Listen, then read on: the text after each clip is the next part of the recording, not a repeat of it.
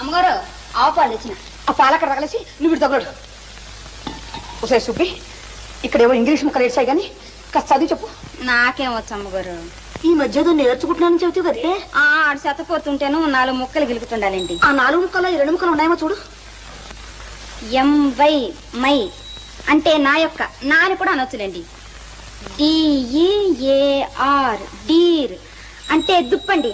జింకలో లేడు దుప్పులు ఉండవండి, ఆ దుప్పి. దుప్పే? నీ మొహం ఎవరైనా నా దుప్పి అని రాసుకుంటారే? అది కాదండి, డియర్ అండి. డియర్ అంటే అంటే నాకు సిగ్గేస్తుందండి. ఓసి నీ సిగ్గు తట్టుబండ్లు గాను త్వరగా చెప్పి చావే.